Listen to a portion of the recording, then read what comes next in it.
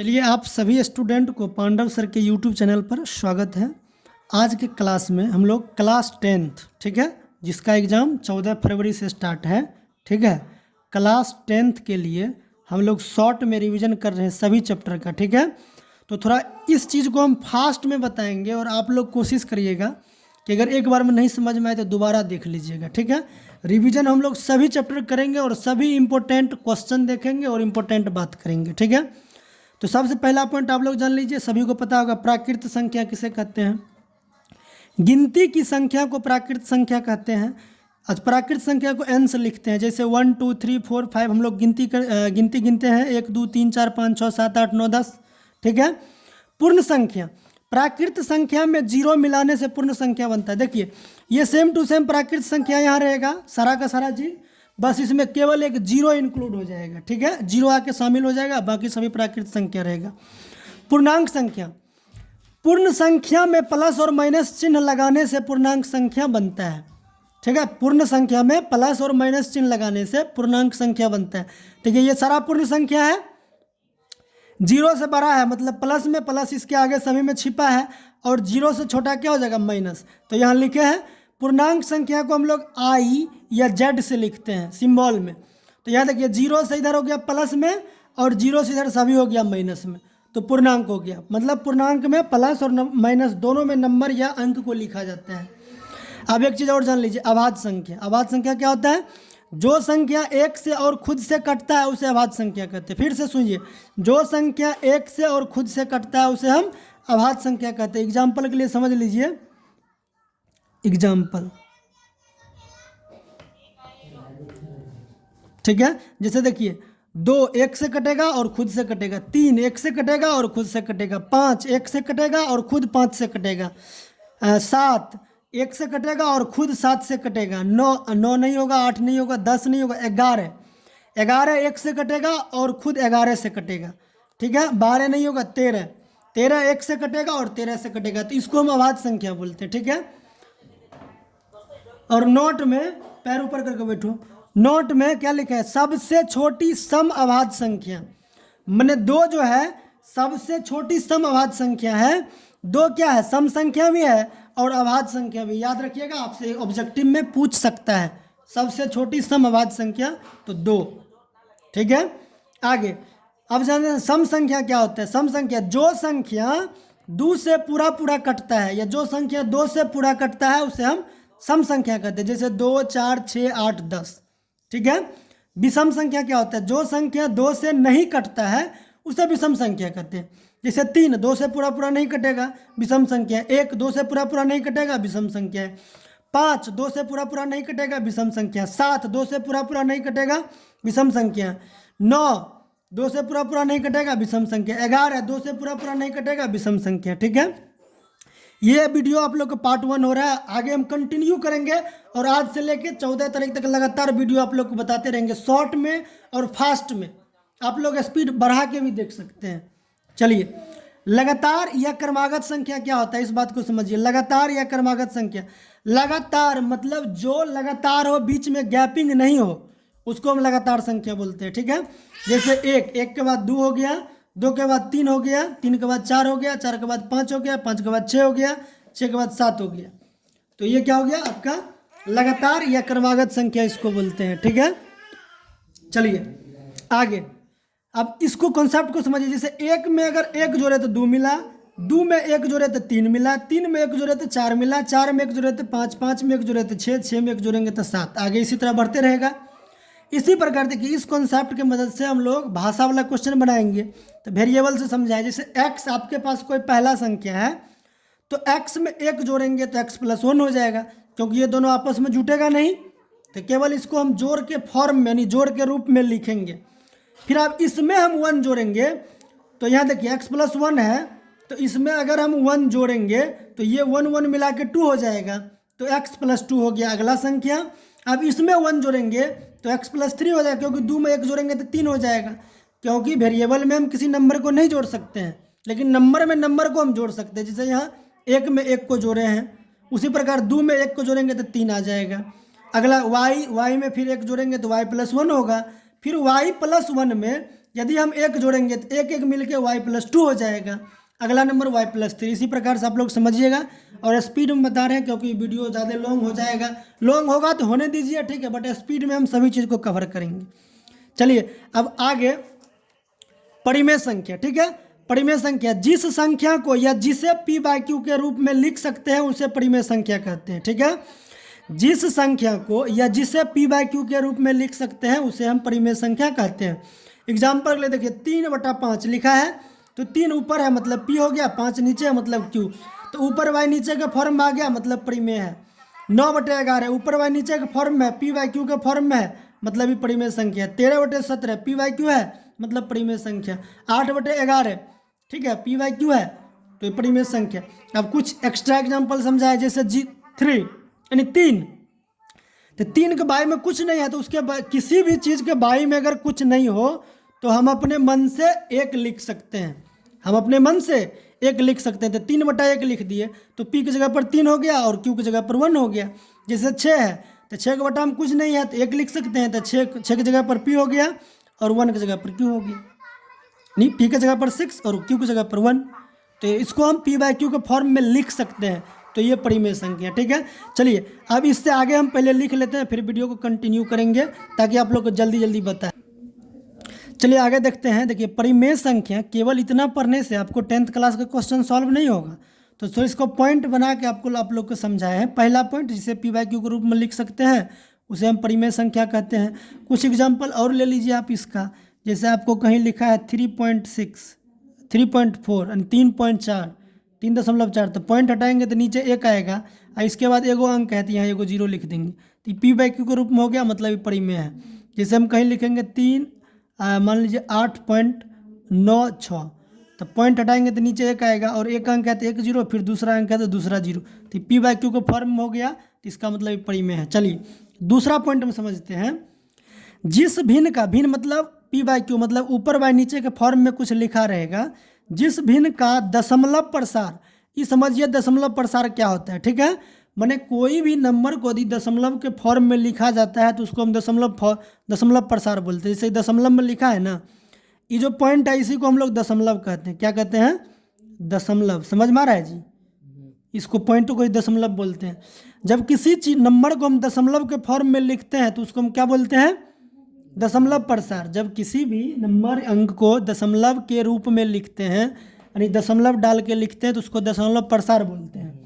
तो क्या लिखे? जब दशमलव प्रसार शांत हो, शांत होने का मतलब कि इसके बाद डॉट डॉट नहीं होना चाहिए, तो उसको हम क्या बोलेंगे? परिमेय संख्या। क्या बोलेंगे? जब दशमलव प्रसार शांत हो तो उसे परिमेय संख्या कहते हैं। देखिए इसमें किसी के बाद डॉट डॉट नहीं है तो ये सभी परिमेय संख्या है। तीसरा पॉइंट बना के आप लोग को बता रहे हैं कि रूट के अंदर, रूट मतलब ये सिंबल होता है, इसको हम रूट बोलते हैं। रूट, रूट के अंदर वैसा संख्या जिसका वर्गमूल प्राकृत संख्या हो उसे परिमेय संख्या कहते हैं। तो अब आपको समझ में आया प्राकृत संख्या हम क्यों पढ़ाए हैं? क्योंकि कहने के लिए भी कह सकता है कि 10th क्लास में प्राकृत संख्या पढ़ाने का ज़रूरत है। तो देखिए यहाँ प्राकृत संख्या है, प्राकृत संख्या है ना, बताया है। तो ये सब जब आएगा, ठीक है, तो प्राकृत संख्या जब रूट के अंदर से हम निकालेंगे, थोड़ा फोकस को लॉक कर रहे थे ताकि कॉपी हिले तो वीडियो खराब नहीं हो, ठीक है। यहाँ देखिए, तो जैसे रूट अंदर 81 दिया है तो 81 को तोड़ेंगे एलसीएम लेके। देखिए यहाँ तोड़े हैं 3 से 3 दूनी 6, 3 7 21, फिर 3 9 27, 3 3 9, तो 4 गो 3 आया है ना, तो रूट के अंदर 4 गो 3 लिखे हैं। और रूट से अगर एक चीज़ 2 बार आता है तो 1 बार बाहर निकलता है। तो यहाँ देखिए ये 2 3 के बदला 1 3 बाहर निकल गया, फिर ये 2 3 के बदला 1 3 बाहर निकल गया। अब इन दोनों का आपस में गुना कर देंगे तो 3 3 9 आंसर हो जाएगा। तो क्या ये चीज़ रूट से बाहर निकल गया? तो इसका मतलब ये जो है रूट अंदर 81 वो परिमेय संख्या है, ठीक है। दूसरा पॉइंट, रूट अंदर 4, तो 4 को देखिए एलसीएम लेके तो रहे हैं तो 2 दूनी 4, तो मतलब 4 के बदला हम रूट 2 गुना 2 लिख सकते हैं 2 बार। 2 गुना 2 लिख दिए, तो हम अभी तुरंत बताया कि अगर एक चीज़ 2 बार आए तो 1 बार बाहर निकल जाएगा। तो ये 4 बाहर निकल गया ना, तो मतलब ये 4 क्या है? परिमेय संख्या है। रूट अंदर 9, तो 9 को एलसीएम लेके यहाँ देखिए तोड़े हैं 3 तिया 9, 3 तिया 9, तो 2 गो 3 आया, तो इसके बदला हम लिख दिया रूट अंदर 3 गुना 3, तो 2 गो 3 के बदला 1 3 बाहर निकल गया ना, तो ये प्राकृत संख्या है ना 3। तो ये √9 जो है वो क्या है, परिमेय संख्या। देखिए पॉइंट बना के आप लोग को समझाएगा ताकि 10th क्लास में क्वेश्चन को कितना हो घुमाए तो परिमेय संख्या से आपका क्वेश्चन फंसना नहीं चाहिए। उसी प्रकार देखिए नीचे एग्जाम्पल दिए और सबको तोड़ कर लिखे, आप लोग समझ लीजिएगा, ठीक है। अब हम क्या करेंगे, वीडियो को रोकेंगे, फिर अगला बात लिखेंगे, तब आपको समझाएंगे ताकि कम समय में ज़्यादा से ज़्यादा चीज़ बता सकें।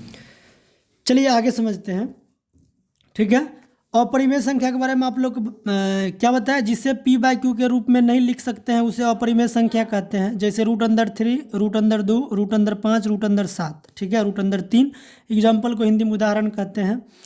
जिसका दशमलव प्रसार अशांत हो, अशांत का मतलब समझिए आप लोग, अशांत का मतलब कि किसी भी दशमलव प्रसार के बाद इस तरह से डॉट डॉट लिखा रहता है, ठीक है, डॉट डॉट, यहाँ भी डॉट डॉट और यहाँ भी डॉट डॉट लिखा रहता है, ठीक है। तीसरा पॉइंट क्या है, रूट के अंदर वैसे संख्या जिसका वर्गमूल प्राकृत संख्या नहीं हो, यानी रूट से बाहर नहीं निकले, अगर निकले भी तो प्राकृत संख्या नहीं हो। जैसे देखिए √3 को बाहर से निकालिएगा तो निकल तो जाएगा लेकिन दशमलव में निकलेगा, वो प्राकृत संख्या नहीं होगा, इसलिए अपरिमेय है। √2 अपरिमेय है, √5 अपरिमेय है, √7 अपरिमेय। कोई डाउट, क्लियर हो गया। चलिए अगला, दशमलव प्रसार क्या होता है, दशमलव प्रसार क्या होता है, तो अभी आपको पहले बताए थे, यहाँ भी समझ लिए। जब हम किसी भी नंबर को लिखते हैं और उसके बीच में दशमलव लगा देते हैं कहीं भी, तो उसी को हम दशमलव प्रसार कहते हैं। किसी भी नंबर को लिखते हैं और उसके बीच में कहीं भी दशमलव अगर हम दे दिए तो उसको दशमलव प्रसार कहते हैं, ठीक है। यहाँ कोई नंबर लिखा है, उसके बीच में दशमलव दे दिए तो दशमलव प्रसार हो गया, क्लियर हो गया। और कुछ और पॉइंट समझिए, जिसे p/q के रूप में लिख सकते हैं उसे परिमेय संख्या कहते हैं, लेकिन Q≠0, आपको एग्जाम में ऑब्जेक्टिव भी पूछ सकता है यहाँ से, तो याद रखिएगा कि परिमेय संख्या होता है लेकिन Q≠0।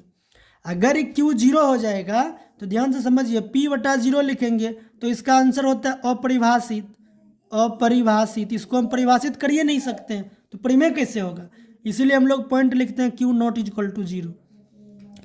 परिमेय का एक कॉन्सेप्ट और समझ लीजिए आप लोग कि Q मतलब कोई भिन्न आपको दिया है ऊपर बाय नीचे के फॉर्म में, तो Q का एलसीएम निकालेंगे।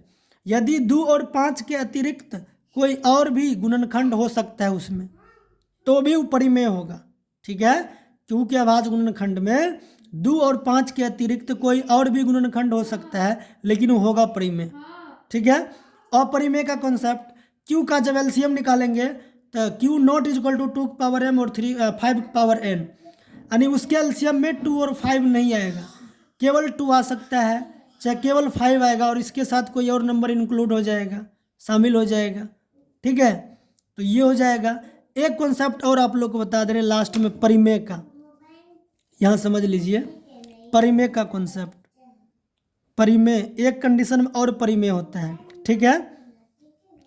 क्या, एक कॉन्सेप्ट कि जिस संख्या पर, जिस दशमलव प्रसार पर, जिस दशमलव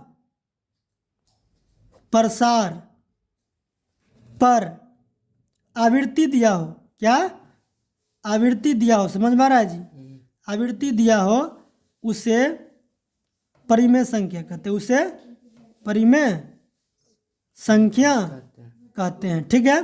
देखिए इसी पॉइंट के लिए ये कॉन्सेप्ट आपको लिखाए हैं कि 2, 5 के अतिरिक्त कोई और भी नंबर हो सकता है, इसके लिए ये कॉन्सेप्ट ध्यान से समझिए। इस पॉइंट के लिए कॉन्सेप्ट लिखाए हैं कि 2 और 5 के अतिरिक्त कोई और भी नंबर हो सकता है। तो समझिए पहले आवृत्ति क्या होता है। जैसे यहाँ कोई दशमलव प्रसार लिखा है 4.693278, अगर इस पर आवृत्ति ये लाइन खींच देगा तो इसी लाइन को हम लोग आवृत्ति बोलते हैं। अगर आवृत्ति खींच दिया इसका मतलब वो दशमलव प्रसार क्या है, शांत है, और क्या है, शांत आवृत्ति है, अशांत आवृत्ति है, लेकिन इसको हम बोलेंगे कि परिमेय संख्या है। और इसके Q के बारे में पूछेगा तो हम ये बात बताएंगे कि 2 के पावर m गुना 5 के पावर n के अतिरिक्त कोई और भी गुणनखंड हो सकता है।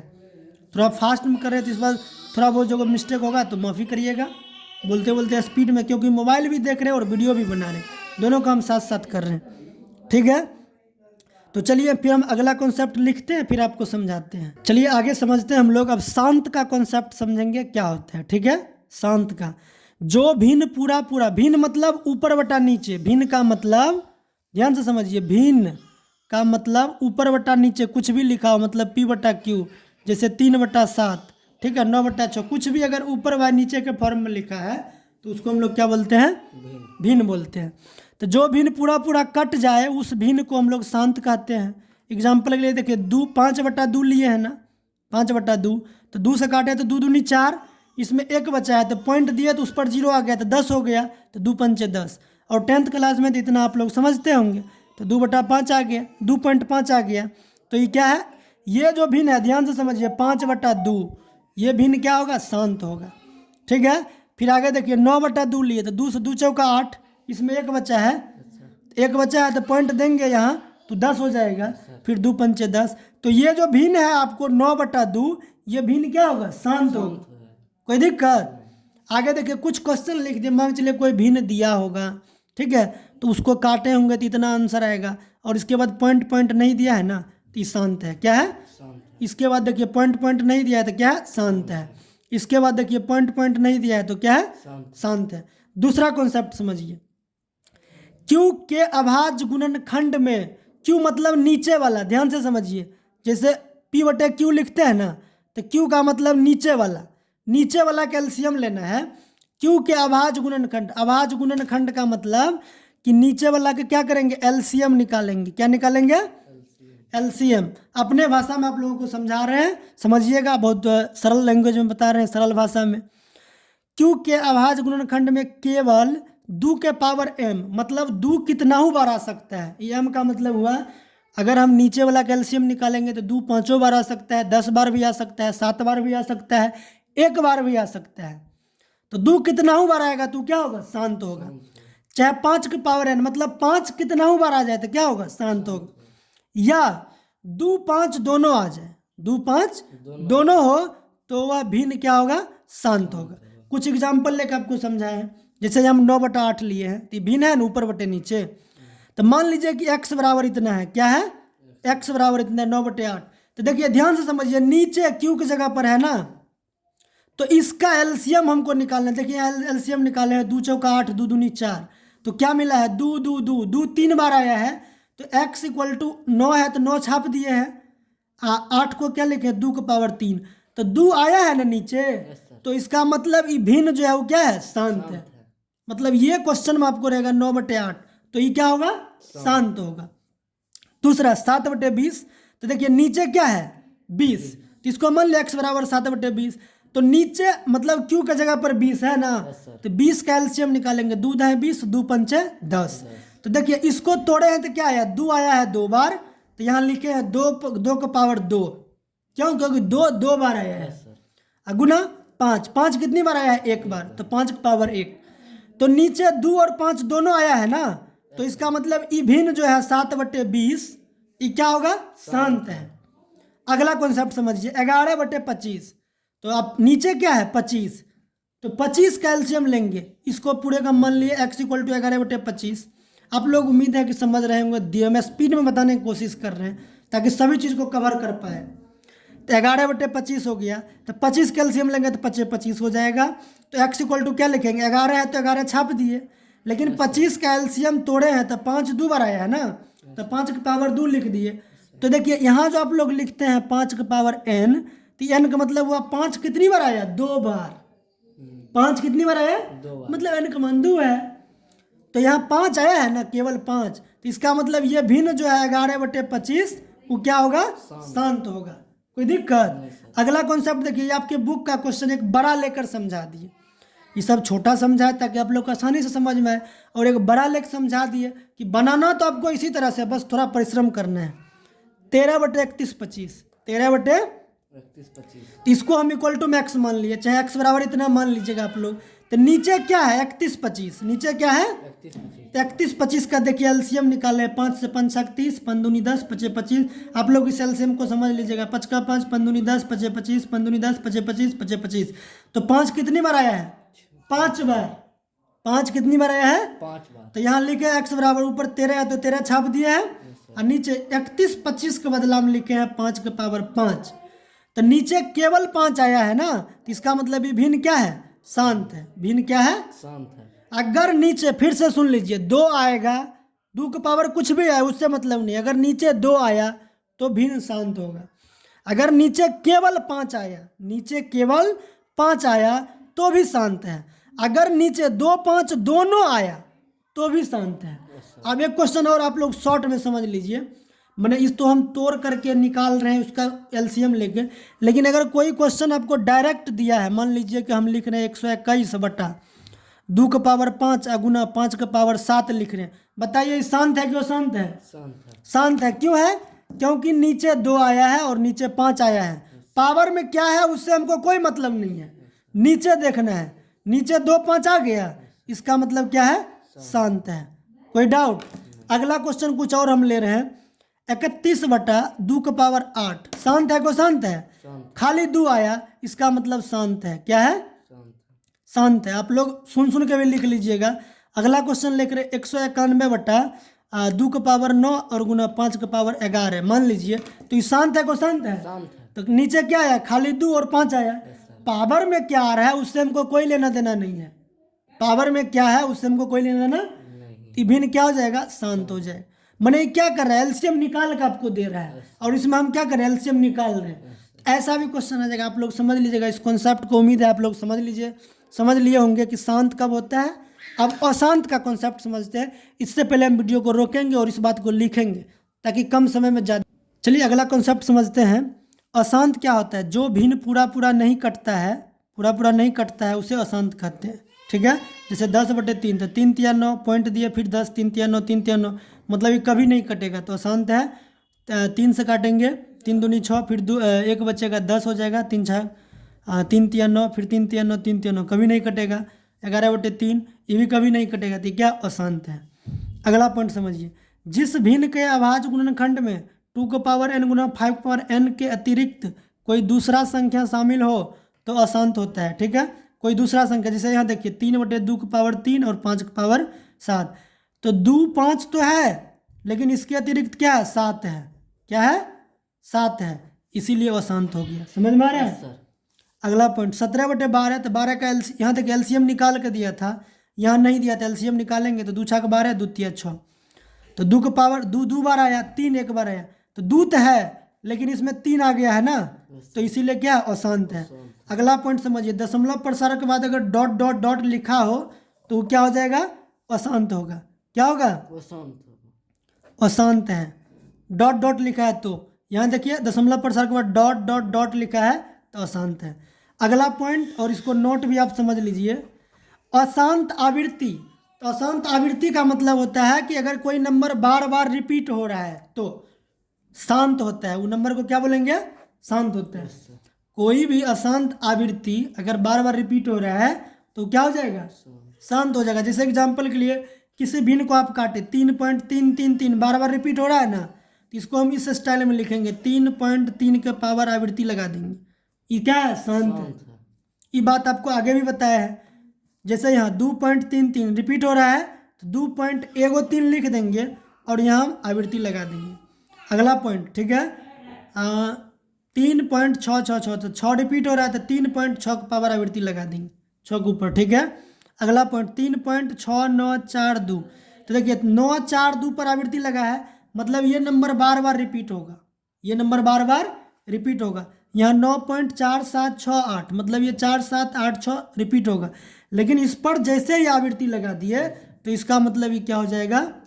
शांत हो जाएगा। ये क्या है? शांत है। तो उम्मीद है कि आप लोग शांत और अशांत का कॉन्सेप्ट समझ गए होंगे। अब हम लोग इस चैप्टर में वास्तविक संख्या में हम लोग इम्पोर्टेंट फार्मूला को देखेंगे, कौन कौन सा फार्मूला इस्तेमाल